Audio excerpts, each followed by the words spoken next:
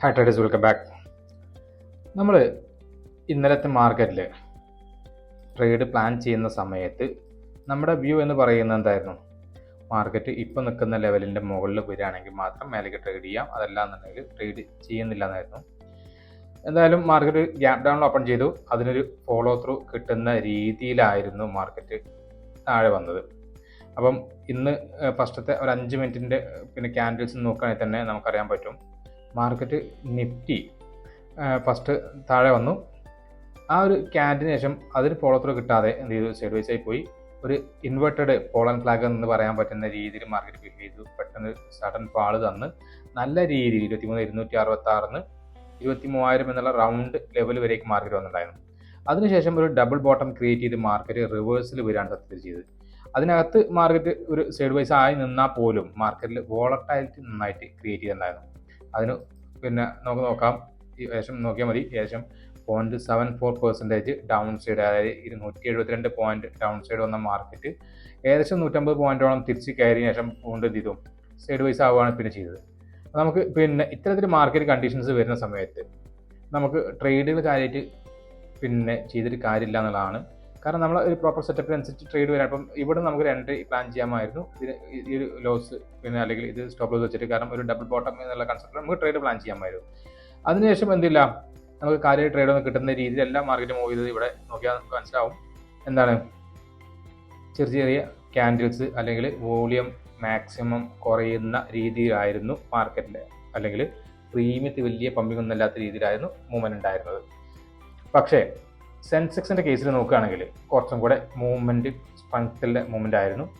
ഈ ഒരു പാള് 77,000 എന്നുള്ള അവിടെ നിന്ന് പോകുന്നത് 76,500, ശേഷം 500 പോയിന്റിന്റെ മൊമെന്റം എന്ന് പറഞ്ഞിട്ടുണ്ടെങ്കിൽ 77,100 പുട്ടിൻ്റെയൊക്കെ പ്രീമിയം നോക്കുകയാണെങ്കിൽ ആ ഒരു സമയത്ത് അത്യാവശ്യം നല്ല പ്രീമിയം സ്പൈക്ക് ഉണ്ടായിട്ടുണ്ടായിരുന്നു. അതിൽ നമുക്ക് നോക്കിയാൽ തന്നെ കാണാൻ പറ്റും. 511 ഈ പ്രീമിയം ഇത് വന്നത് 974 വരെ വന്ന്. അപ്പം ഈ സൈഡ് വൈസ് കഴിഞ്ഞിട്ട് സ്പൈക്ക് ചെയ്ത സമയത്ത് എന്തുണ്ട്? പ്രീമിയം നന്നായിട്ട് പമ്പ് ചെയ്തിട്ടുണ്ട്. അപ്പോൾ ഇത്തരത്തിൽ മൂവ്മെന്റ് കിട്ടുന്ന സമയത്ത് ഇത് ക്യാച്ച് ചെയ്യാൻ പറ്റുകയാണെങ്കിൽ നല്ലൊരു മൊമെന്റ് ആണ്. നിഫ്റ്റി ബാങ്കിലും ഒരു നല്ല മൊമെന്റ് ഉണ്ടായിട്ടുണ്ടായിരുന്നു അതേപോലെ. അപ്പോൾ ഇങ്ങനെ പ്രീമിയത്തിൽ മൊമെന്റുള്ള സമയത്ത് ക്യാച്ച് ചെയ്യുകയും അല്ലാത്ത സമയത്ത് മാർക്കറ്റിൽ നിന്ന് മാറി നിൽക്കുക എന്നുള്ളതാണ് ചെയ്യാൻ പറ്റുക. ഈ സമയത്താണ് ഇങ്ങനെ മൂവ്മെന്റ് ഉള്ള സമയത്താണ് കാര്യമായിട്ട് മൂവ്മെന്റ് ഒന്നും ഇല്ലാതിരുന്നത് പ്രീമിയത്തിൽ. അപ്പോൾ നമുക്ക് നല്ല ഒരു ട്രേഡ് നിങ്ങൾക്ക് കിട്ടിയിട്ടുണ്ടാവും വിചാരിക്കുന്നുണ്ട്. ഈ ഫാള് കിട്ടാൻ ചാൻസ് ഉണ്ട്. അതേപോലെ ഈ റിവേഴ്സൽ ട്രേഡും കിട്ടി തന്നെ വിചാരിക്കുന്നുണ്ട്. ഇനി നാളേക്ക് ട്രേഡ് പ്ലാൻ ചെയ്യുകയാണെങ്കിൽ നമുക്ക് എന്ത് ചെയ്യാം? ഈ ഒരു ഏരിയ ട്രേഡ് ചെയ്യാതിരിക്കുന്നത് തന്നെയാവും നല്ലത്. കാരണം ഇന്നുണ്ടാക്കിയത് എന്താണ്? ഒരു ട്രെൻഡ് ലൈൻ മേക്ക് ചെയ്തിട്ടാണ് സത്യത്തിൽ മാർക്കറ്റിൽ നിന്നുണ്ടായിരുന്നത്. അപ്പോൾ നമുക്ക് കാണാൻ പറ്റുന്ന ഒരു ട്രെൻഡ് ലൈനാണ് ഇവിടെ ഇന്നത്തെ ഓപ്പണിങ്. അതേപോലെ ഇന്ന് ഉണ്ടാക്കിയ ഈ ഹൈ, ഇതിന് മുമ്പ് ഉണ്ടാക്കിയ സ്വിങ് കറക്റ്റായിട്ട് അവിടെ വന്നിട്ട് എന്ത് ചെയ്തിട്ടുണ്ട്? മാർക്കറ്റ് അവിടെ നിന്ന് റിജക്ട് ചെയ്തിട്ടുണ്ട്. അപ്പം ഇനി എന്ത് ചെയ്യാം? നമുക്ക് നാളെ ഈ ഒരു സോൺ 23,128 എന്നുള്ള ലെവലുകൾ ബ്രേക്ക് ചെയ്ത് മാർക്കറ്റ് താഴെ വരികയാണെങ്കിൽ മാർക്കറ്റ് താഴെ പോകാനുള്ള സാധ്യത വളരെ കൂടുതലാണ്. അങ്ങനെയാണ് എന്ത് ചെയ്യുക? നമുക്ക് ട്രേഡ് താഴത്തേക്ക് പ്ലാൻ ചെയ്യാം. ഫസ്റ്റ് എന്ത് ചെയ്യാം? നമുക്ക് ഈ ഒരു ലെവലിൽ മാർക്കറ്റ് ടച്ച് ചെയ്യാനുള്ള 23,000 എന്നുള്ള റൗണ്ട് ലെവലിൽ മാർക്കറ്റ് വരാനുള്ള സാധ്യത ഉണ്ടായതുകൊണ്ട് ഇവിടെ നമുക്ക് എന്ത് ചെയ്യാൻ പറ്റും? ഇത്രയും വലിയൊരു ട്രേഡ് കിട്ടാനുള്ള സാധ്യത ഉണ്ട്. ഇനി ഗ്യാപ്പ് അപ്പിലാണെങ്കിൽ, വലിയ ഗ്യാപ്പ് അപ്പിലാണെങ്കിൽ മാത്രമേ എന്ത് ചെയ്യുന്നുള്ളൂ? നമ്മൾ ട്രേഡുകൾ പ്ലാൻ ചെയ്യുന്നുള്ളൂ. വലിയ ഗ്യാപ്പ് അപ്പ് ഓപ്പൺ ചെയ്ത് മാർക്കറ്റ് നമുക്ക് എന്ത് ചെയ്യാം? വലിയ മാർക്കറ്റ് ഗ്യാപ്പ് അപ്പ് ഓപ്പൺ ചെയ്തു റിട്രേസ്മെന്റ് വന്ന് അല്ലെങ്കിൽ കൺസോൾട്ടേഷൻ കഴിഞ്ഞ ശേഷം മാർക്കറ്റ് ഈ ഒരു റേഞ്ച് ഇപ്പം ഉണ്ടാക്കിയ ഈ ഒരു റേഞ്ച് ബ്രേക്ക്ഔട്ട് തരാണെങ്കിൽ മാത്രമേ എന്ത് ചെയ്യുന്നുള്ളൂ? നമ്മൾ ട്രേഡ് പ്ലാൻ ചെയ്യുന്നുള്ളൂ. ഈ ഒരു ഏരിയയിൽ കൺഫ്യൂസിങ് മാർക്കറ്റ് ആവാമെന്നുള്ളതുകൊണ്ട് ഇവിടെ നമ്മൾ ട്രേഡ് പ്ലാൻ ചെയ്യുന്നില്ല. ഇനി ഒരു ഫ്ലാറ്റ് ഓപ്പൺ ചെയ്യാണ്, അതിനുശേഷം മാർക്കറ്റ് എന്ത് ചെയ്തു? നമുക്ക് സൈഡ് വൈസ് ആയിട്ട് നിന്നു. അതിനുശേഷം ഒരു ഉച്ചയ്ക്ക് ശേഷമൊക്കെ മാർക്കറ്റിൽ ബ്രേക്ക്ഔട്ട് കിട്ടുകയാണെങ്കിൽ നമുക്ക് എന്ത് ചെയ്യാൻ പറ്റും? നമുക്ക് ട്രേഡുകൾ പ്ലാൻ ചെയ്യാം, മേലക്കുള്ള ട്രേഡുകൾ. അതിന് മുമ്പ് എന്തായാലും മോർണിംഗ് സെഷനിൽ എന്തായാലും ഒരു ഗ്യാപ്പ് അപ്പിൽ അല്ലെങ്കിൽ കൺസോൾട്ടേഷൻ ഇല്ലാതെ സിമ്പിൾ ബ്രേക്ക്ഔട്ടിലാണെങ്കിൽ മിക്കവാറും എന്ത് ചെയ്യും? ഈ ഒരു റിസൾട്ടിലെത്തിയാൽ മാർക്കറ്റ് ചെയ്യാനുള്ള സാധ്യത ഉണ്ടായതുകൊണ്ട് ട്രേഡ് ചെയ്യുന്നില്ല. അങ്ങനെയാണെങ്കിൽ നമ്മൾ എന്ത് ചെയ്യുന്നുള്ളൂ? ഈ ഒരു ഏരിയയ്ക്ക് ഫസ്റ്റ് ക്യാൻഡിൽസിന് മാർക്കറ്റ് മേലേക്ക് വരുന്ന സമയത്ത് ഈ ഏരിയയിൽ നിന്ന് ചെറിയ റിജക്ഷൻ കണ്ടാൽ പോലും നമ്മൾ എന്ത് ചെയ്യുന്നത്? സെല്ലിങ്ങിലെ സിനാരിയോ ആണ് നോക്കുന്നത്, അവിടെ ബൈങ്ങിലെ സിനാരിയോ നോക്കുന്നില്ല. വലിയ ഗ്യാപ്പ് അപ്പിലാണെങ്കിൽ മാത്രം എന്ത് ചെയ്യുന്നുള്ളൂ? നമ്മൾ മേലേക്ക് ബൈ എടുക്കാനുള്ള പ്ലാനുള്ളൂ. അതല്ലാന്നുണ്ടെങ്കിൽ ഡൗൺ സൈഡ് ട്രേഡുകൾ തന്നെയാണ് പ്ലാൻ ചെയ്യുന്നത്. ഇപ്പം നിൽക്കുന്ന ഈ ഒരു റേഞ്ചിനകത്ത് നമ്മൾ ട്രേഡ് ചെയ്യാനുള്ള പ്ലാൻ ഇല്ലതാണ്. അപ്പോൾ ഇതാണ് നിഫ്റ്റിയുള്ള അനാലിസിസ്. ഇനി ബാങ്ക് നിഫ്റ്റിയുടെ കേസ് നോക്കുകയാണെങ്കിൽ ഇന്ന് നമ്മൾ ഫസ്റ്റ് എടുത്ത ട്രേഡ് എന്ന് പറയുന്നത് ബാങ്ക് നിഫ്റ്റി ആയിരുന്നു. ബാങ്ക് നിഫ്റ്റി ഈ കൺസോൾട്ടേഷൻ തന്ന് ഈ ഒരു ഏരിയ കൺസോളിഡേറ്റ് ചെയ്ത സമയത്താണ് സത്യത്തിൽ ട്രേഡ് എടുത്തത്. അപ്പോൾ ഞാൻ ട്രേഡ് എടുത്ത് പിന്നെ ഈ ഒരു സോണിൽ നിന്നാണ് ഈ ഒരു ക്യാൻഡലിൽ എല്ലോ ബ്രേക്ക് ചെയ്ത സമയത്താണ് സത്യത്തിൽ ട്രേഡ് എടുത്തത്. പക്ഷേ എന്ത് ചെയ്തു, മാർക്കറ്റ് ചെറിയ പ്രോഫിറ്റൊക്കെ കാണിച്ചതിന് ശേഷം ഒരു ഷാർപ്പ് റിക്കവറി തന്നു. പക്ഷേ സ്റ്റോപ്പ് ലോസിൻ്റെ അവിടെ എത്തിയില്ലെന്നുള്ളൂ. അതിന് മുമ്പ് ഇത് ചെയ്തു, വാൾ വന്നു. അപ്പോൾ ഞാൻ ഈ 2 ക്യാൻഡിൽ കഴിഞ്ഞപ്പോൾ തന്നെ എനിക്ക് എന്തായിരുന്നു, പ്രീമിയത്തിൽ നല്ല സ്പൈക്ക് കിട്ടിയെന്നുള്ളതുകൊണ്ട് ഞാൻ ഈ പിന്നെ പ്രീമിയത്തിൽ 1:2.5 കിട്ടിയപ്പോൾ ഞാൻ ബുക്ക് ചെയ്തതിന് ശേഷം മാർക്കറ്റ് വീണ്ടും താഴെ വന്നിട്ടുണ്ടായിരുന്നു, അത് വേറെ കാര്യം.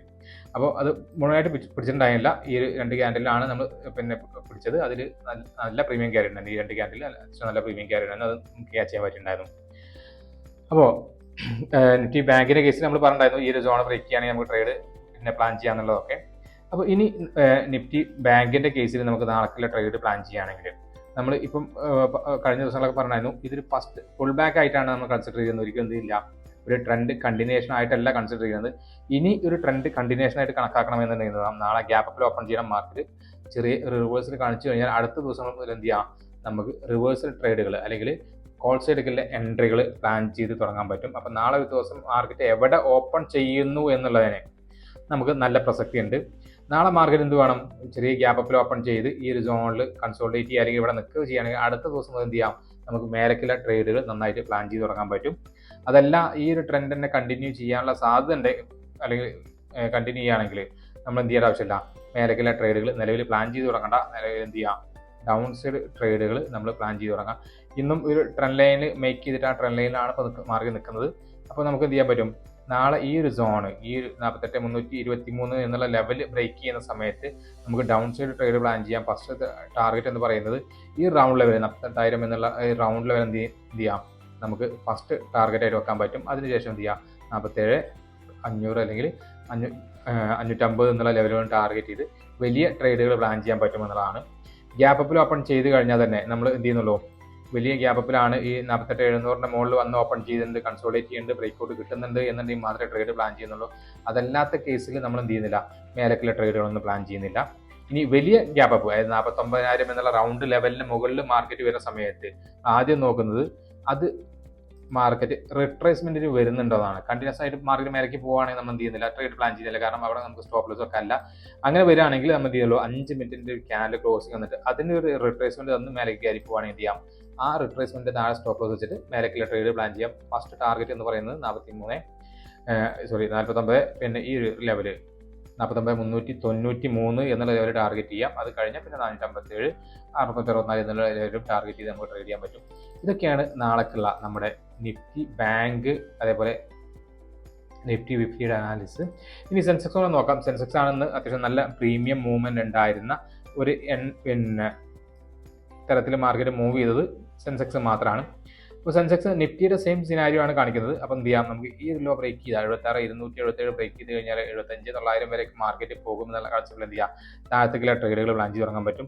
ഇൻ കേസ് നാളെ വലിയ ഗ്യാപ്പ് അപ്പോൾ ഈ ഒരു സോണിലോ അല്ലെങ്കിൽ ഈ സോണിന്റെ മുകളിലോ ഓപ്പൺ ചെയ്ത് മാർക്കറ്റ് കൺസോൾട്ടേറ്റ് ചെയ്ത് മേലേക്ക് പോകാൻ എന്ത് ചെയ്യാം, നമുക്ക് മേലേക്കുള്ള ട്രേഡ് പ്ലാൻ ചെയ്യാം. ഫസ്റ്റ് ടാർഗറ്റ് ആയിട്ട് നമുക്ക് ഫിക്സ് ചെയ്യാൻ പറ്റുന്നത് ഈ ഒരു ലെവലാണ് 77,152. അത് കഴിഞ്ഞാൽ ഈ ഒരു സോണിലെ 77,367 ഈ ഒരു ട്രെൻഡ് ലൈനിലേക്ക് വരാം എന്നുള്ളതാണ് നമ്മൾ എക്സ്പെക്ട് ചെയ്യുന്നത്. അപ്പോൾ ഇതൊക്കെയാണ് നാളേക്കുള്ള അല്ലെങ്കിൽ തിങ്കളാഴ്ചക്കുള്ള നമ്മുടെ മാർക്കറ്റിൻ്റെ അനാലിസിസ് എന്ന് പറയുന്നത്. അപ്പോൾ വീഡിയോ നിങ്ങൾക്ക് ഇഷ്ടപ്പെട്ടു എന്ന് വിചാരിക്കുന്നുണ്ട്.